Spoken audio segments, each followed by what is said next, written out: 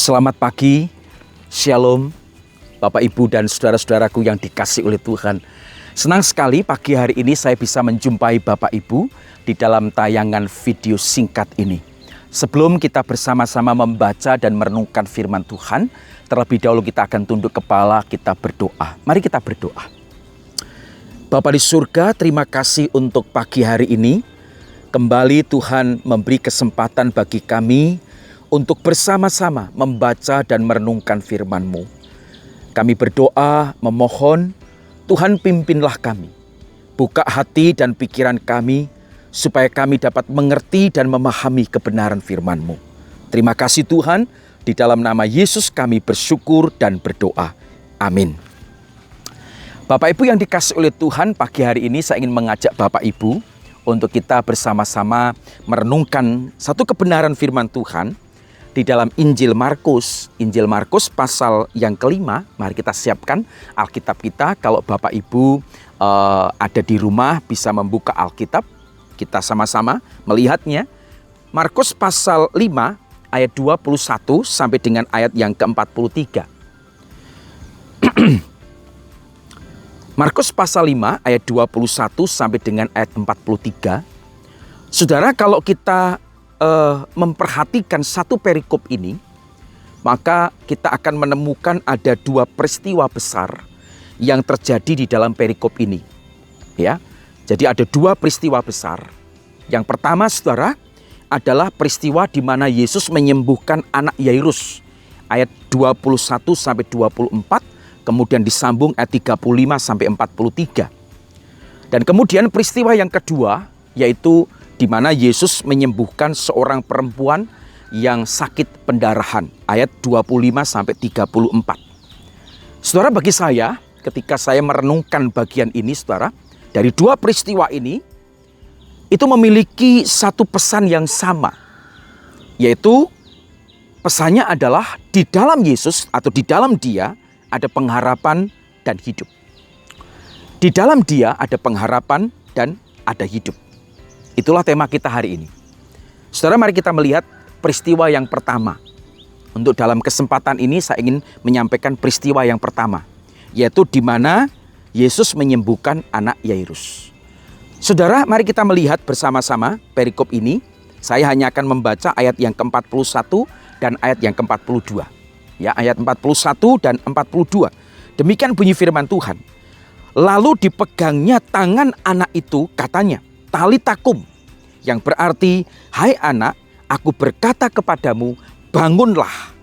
Seketika itu juga anak itu bangkit berdiri dan berjalan, sebab umurnya sudah 12 tahun.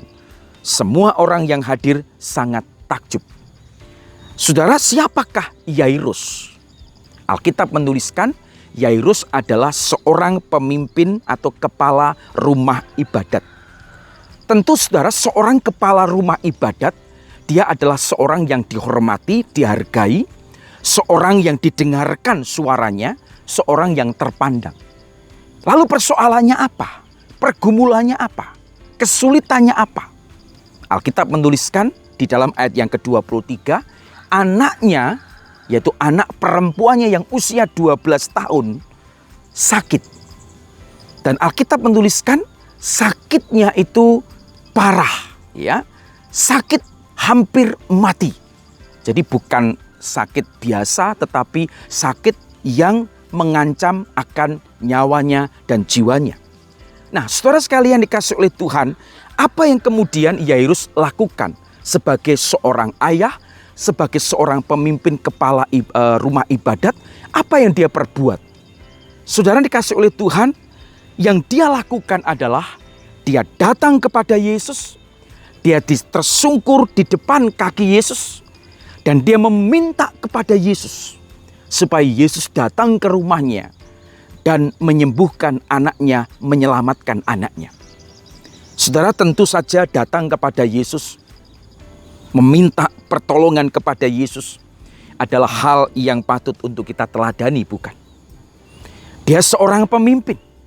Dia seorang kepala rumah ibadat. Dia seorang yang terpandang.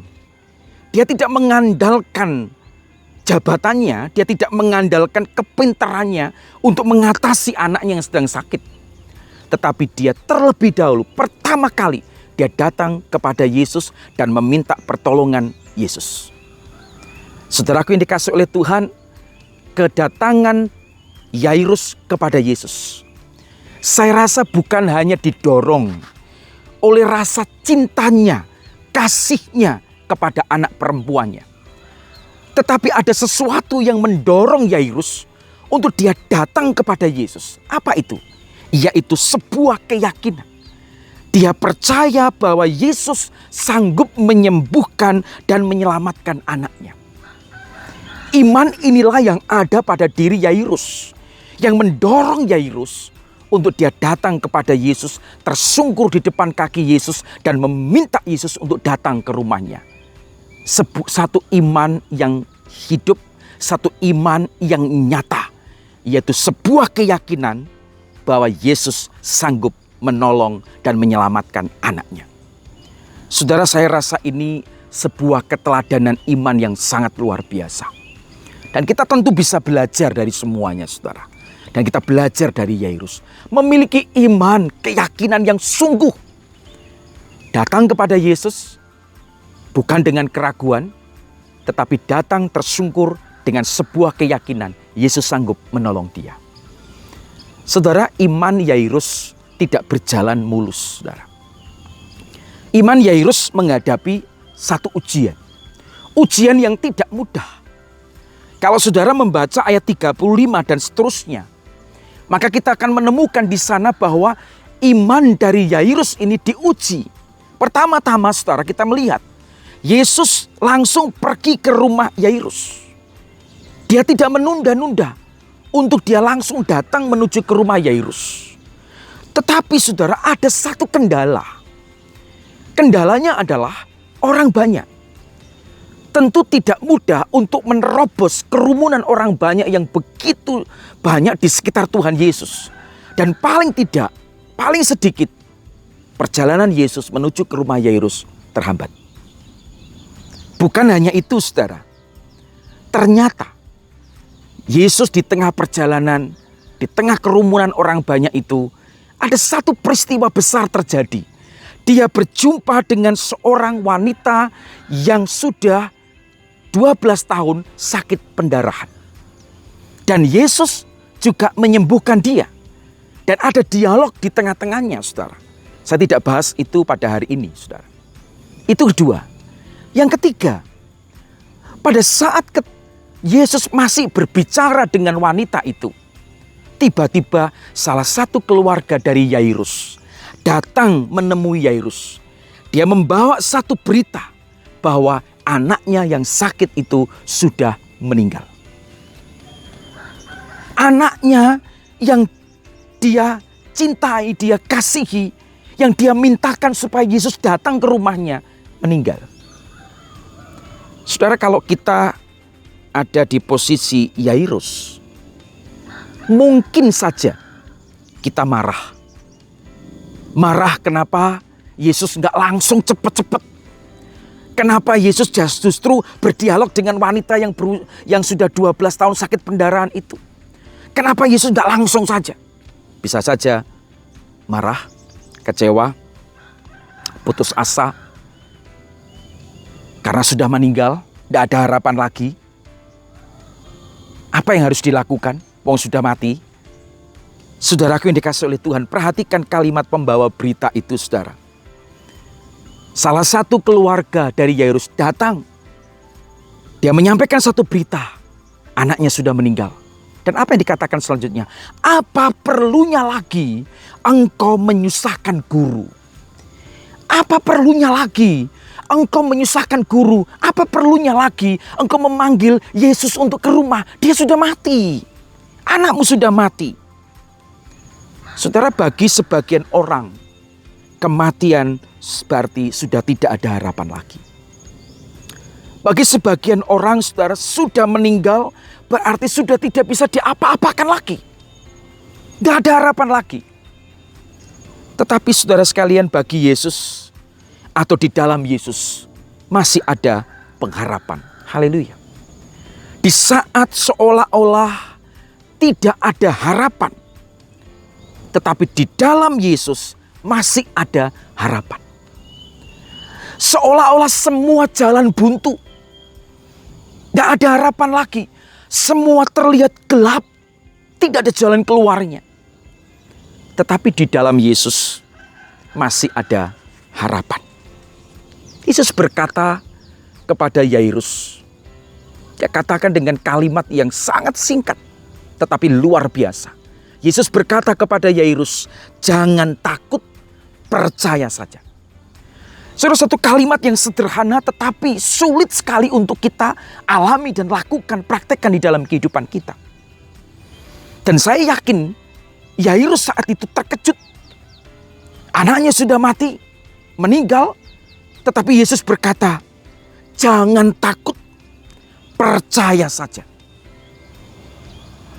Saudaraku yang dikasihi oleh Tuhan, Yesus berusaha untuk menjaga iman dan keyakinan Yairus. Yesus berusaha supaya Yairus tidak mendengarkan perkataan orang-orang yang melemahkan imannya. Yairus kemudian tetap percaya dan yakin bahwa Yesus sanggup menolong dia. Yesus terus melanjutkan perjalanannya menuju ke rumah Yairus. Sampai di rumah Yairus, apa yang terjadi saudara sekalian dikasih oleh Tuhan? Yesus melihat di sana ada orang-orang yang ribut, orang-orang yang menangis, orang-orang yang meratap dengan suara yang nyaring. Tangisan kesedihan, tangisan kedukaan itu terjadi di rumah Yairus. Rupanya bukan hanya Yairus dan keluarga yang bersedih, tetapi juga ada orang-orang lain yang mencintai Yairus dan juga mencintai anaknya. Saudara, tentu ini bukan satu perkara yang mudah bagi Yairus dan keluarga. Anak 12 tahun. Ya, kalau perempuan cantik-cantiknya, masa pra-remaja, tapi dipanggil oleh Tuhan, tentu meninggalkan sebuah kesedihan.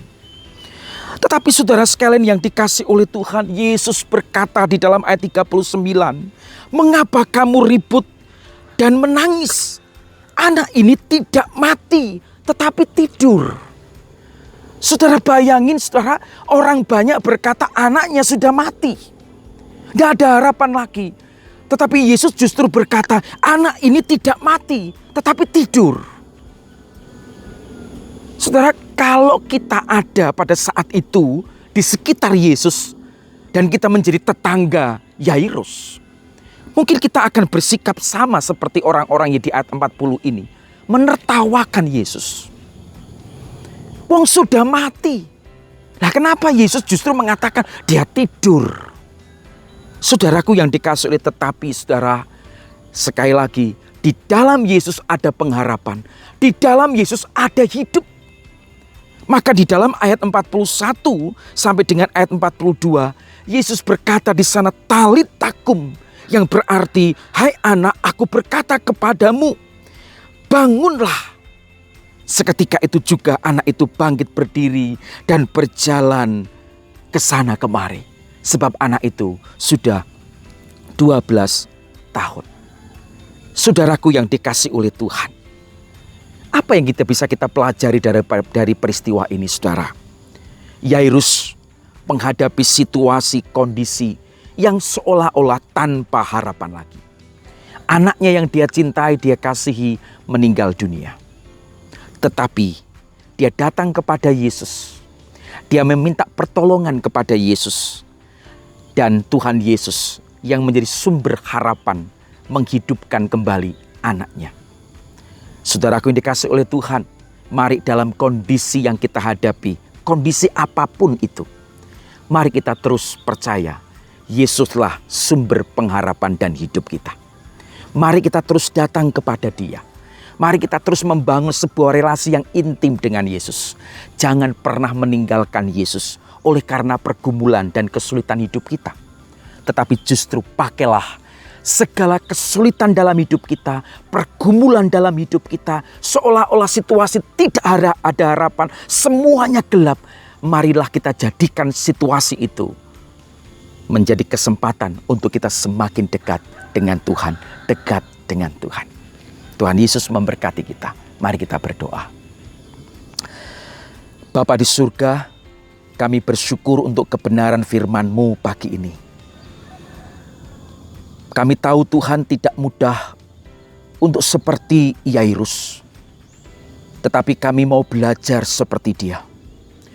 Ketika ada di dalam pergumulan dan kesulitan, kami tidak datang kepada manusia dan mengandalkan manusia. Tetapi kami boleh datang kepadamu Tuhan. Kami boleh menyerahkan semua pergumulan kami kepadamu. Dan kami yakin dan percaya Engkau sanggup menolong kami. Karena Engkau sumber pengharapan dan hidup bagi kami. Terima kasih Tuhan, meteraikan firman-Mu di dalam hati kami. Dan Tuhan terus tolong kami untuk berjalan bersama dengan Engkau. Menjalani hari-hari kami ke depan. Terpujilah nama-Mu.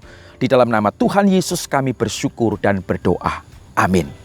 Tuhan Yesus memberkati. Selamat beraktivitas. Haleluya.